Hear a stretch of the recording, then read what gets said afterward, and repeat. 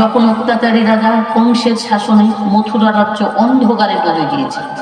কংসের বোন দেবকী এবং তার স্বামী বসুদেবকে বন্দী করে রাখা হয়েছিল কংসের কারাগারে। কারণ কংস শুনেছিল একটি ভয়ঙ্কর ভবিষ্যৎবাণী। ভবিষ্যৎবাণীতে বলা হয়েছিল দেবকীর অষ্টম সন্তানই হবে কংসের মৃত্যু ও বিনাশের কারণ। ভয়ে কংস সিদ্ধান্ত নেয় দেবকীর সব সন্তানকে হত্যা করতে। একে একে দেবকীর 6টি সন্তান কংসের নিষ্ঠুর হাতে প্রাণ হারায়। সপ্তম সন্তান বলরাম অলৌকিকভাবে রক্ষা পান। এবার অষ্টম সন্তান আসার হয়। দেবকীর অষ্টম গর্ভের সন্তান ভগবান শ্রীকৃষ্ণ পৃথিবীতে আসছেন অধর্ম বিনাশ এবং ধর্ম প্রতিষ্ঠার জন্য। শ্রীকৃষ্ণের জন্মের মাধ্যমে শুরু হবে কংসের বিনাশ এবং ধর্মের পুনঃপ্রতিষ্ঠা। এই মহাকাব্যের শুরু আজ এখানে কংসের কারাগারে।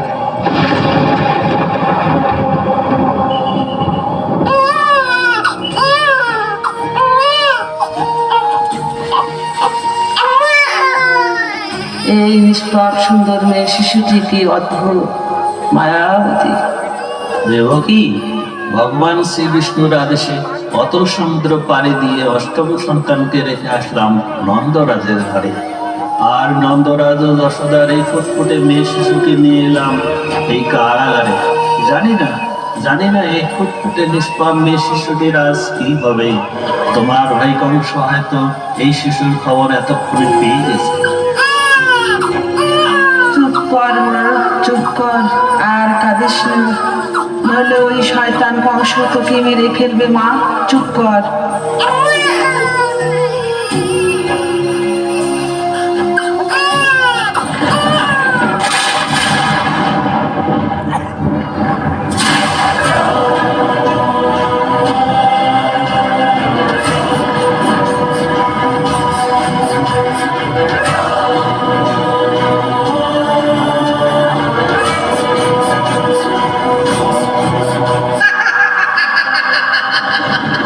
আমি এসে গেছি আমার শেষ শত্রুকে শেষ করতে। আমি এসে গেছি। কই দেখি দেখি, দে দে দে তোর সন্তানকে দে। দেখো দাদা, এইবারে আমার পুত্র নয় কন্যা সন্তান হয়েছে। তার মানে ভবিষ্যৎবাণী এমনিতেই ব্যর্থ হয়েছে। তুমি ওকে ছেড়ে দাও দাদা। কন্যা সন্তান? হ্যাঁ দাদা, এই দেখো। পুত্র হোক আর কন্যা, শত্রু শেষ রাখতেই নেই, তাই ঝুঁকি নেওয়ার কোনো প্রশ্নই ওঠে না। মারতে তো ওকে হবেই। দে দে, আমায় দে।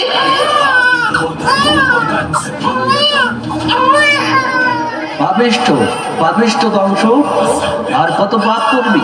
ছেড়ে দে এই নিষ্পাপ শিশু কন্যাকে। তোর কান্না চিরতরে এখনই বন্ধ করতেছি।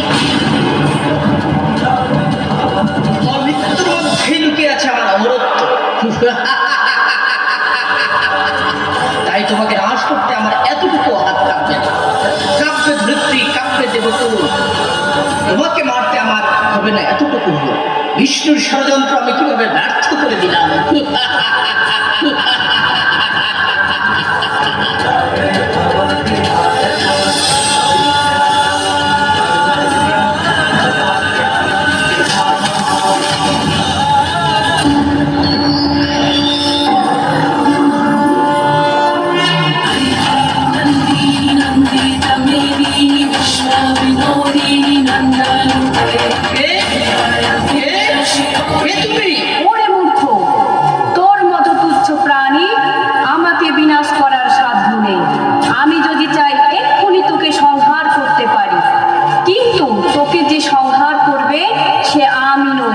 সে জন্ম নিয়েছে অন্যত্র।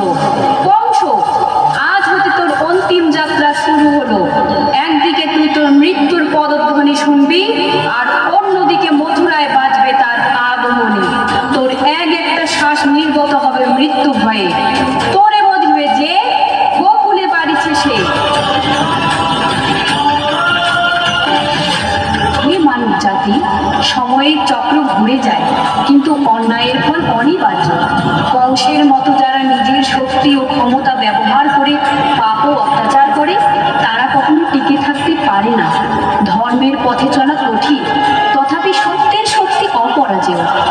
মহিষাসুর বধের জন্য যেমন আমি, তেমনি কংসের জন্য কৃষ্ণ।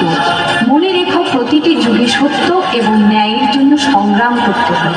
কৃষ্ণের মতো যোদ্ধারা জন্ম নেয় অধর্মকে শেষ করতে, আর সেই যুদ্ধের সঙ্গী হতে হবে প্রতিটি সৎ মানুষকে। অন্যায়ের বিরুদ্ধে লড়াই শুধু দেবতাদের নয়, প্রতিটি মানুষের দায়িত্ব। কারণ অন্যায় যতদিন, সমাজ বিষাক্ত ততদিন। ভয়ে, লোভে বা দুঃখে কখনো সত্যের পথ থেকে বিচ্যুত হয়েও না। মনে রেখো, আমি তোমাদের মাঝে আছি প্রতিটি সত্যের যুদ্ধে, প্রতিটি ন্যায় প্রতিষ্ঠার সংগ্রাম।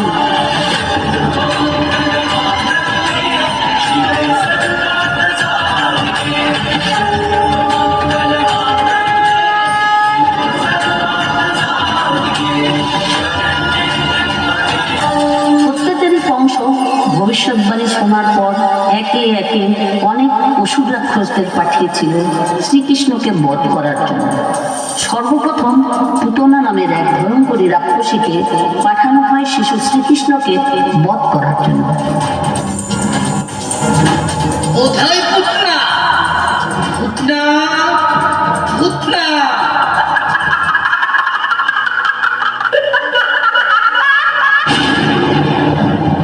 মহারাজ, বলুন আপনার কি সেবা করতে পারি?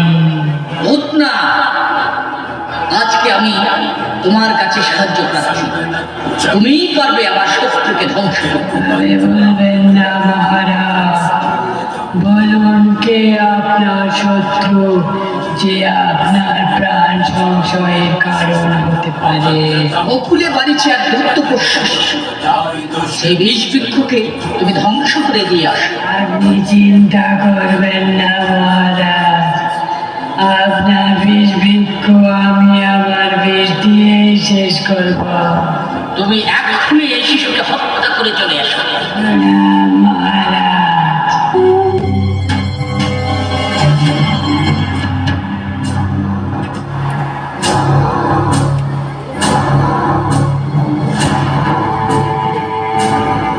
এই তুচ্ছ শিশু,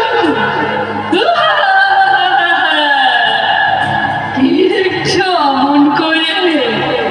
আমি তোমাকে দুধ খাওয়াতে আসিনি, বিষ খাওয়াতে এসেছি।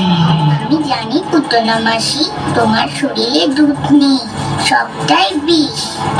আর কিছুক্ষণ পর তুমি একদম ঘুমিয়ে পড়বে। ঘুমিয়ে পড়বে আর কি জেগে থাকবে? একটু পরেই টের পাবে মাসি। তুমি তোমার খেলা দেখাও, আমি আমার লীলা দেখাই।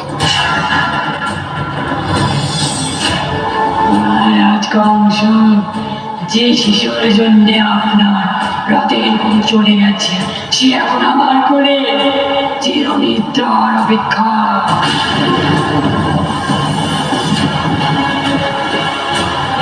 রাক্ষস! ছাড় আমাকে! ছাড়! ছাড় না! ছাড় আমাকে! ছাড় আমাকে! ছাড় বলছি!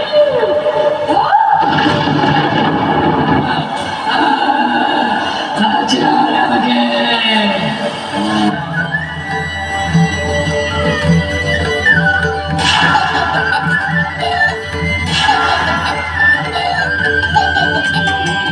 গানুর লীলা দেখো, লীলা লীলা দেখো গো, লীলা দেখো, লীলা লীলা দেখো গো, লীলা দেখো গো, লীলা দেখো গো, গানুর লীলা দেখো, লীলা। পুতনা রাক্ষসীর বধের পর অত্যাচারী কংস একে একে শকটাসুর, তৃণাবর্ত, বকাসুর, অঘাসুর, ধেনুকাসুর, প্রলম্বাসুর, কেশী, আরিষ্টাসুর, বোমাসুর সহ অনেক অসুরকে পাঠায় এবং ব্যর্থ হয়।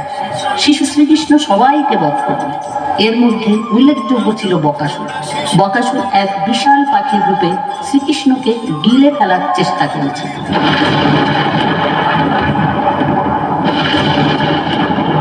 অকাসুর, অকাসুর, আমি তোমায় আহ্বান করছি। ধরে এসো, ধরে এসো এক্ষুনি। মহারাজ কংস, কি আদেশ আপনার? মথুরার মাঠে রেডিওতে তার কৃষ্ণ, ধ্বংস করো তার অস্তিত্ব। ইয়ার এমন কি কাজ মহারাজ? আমি এক্ষুনি গিয়ে ওই পুচকু কৃষ্ণকে গিলে খেয়ে আসছি। তবে যাও এক্ষুনি। যথার্থ মহারাজ।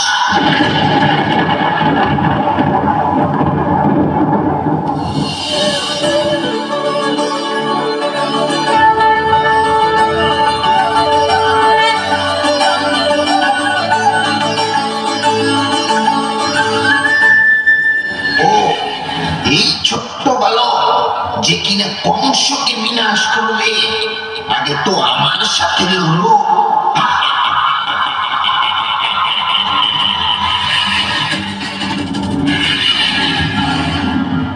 নিতান্তই এক ছোট পাখি, তুমি আমাকে মারতে এসেছো?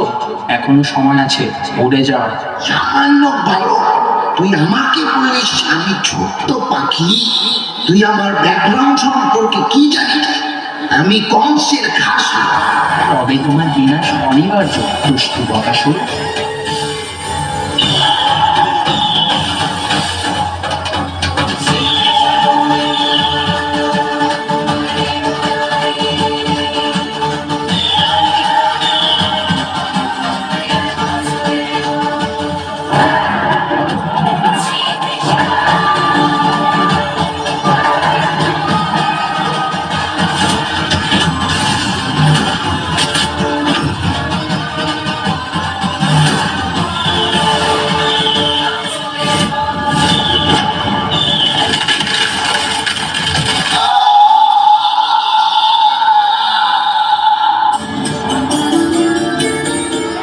বকাসুরও হলো নিহত।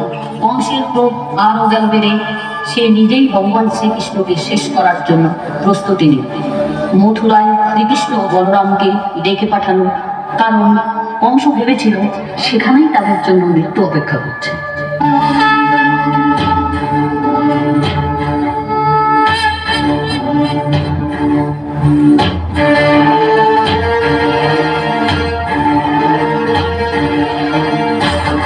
কৃষ্ণ, ও হাতি, রাখাল কোথাকা, গোয়ালা, বলরাম কোথায়? পালিয়েছে ভয়ে? আপনার পাপের ভরা পূর্ণ হয়েছে মামাশ্রী। আপনাকে বিনাশ করতে এই কৃষ্ণই যথেষ্ট।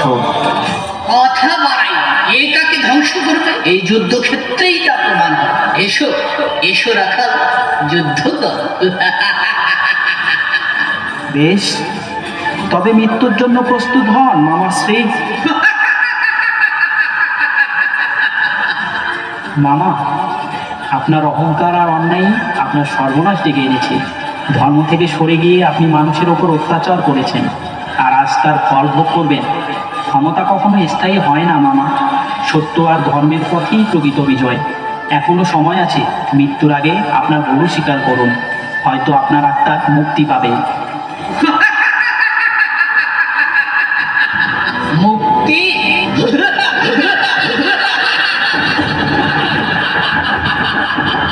এসো এসো, আমি তোমাকে মুক্তি দিয়ে দিই।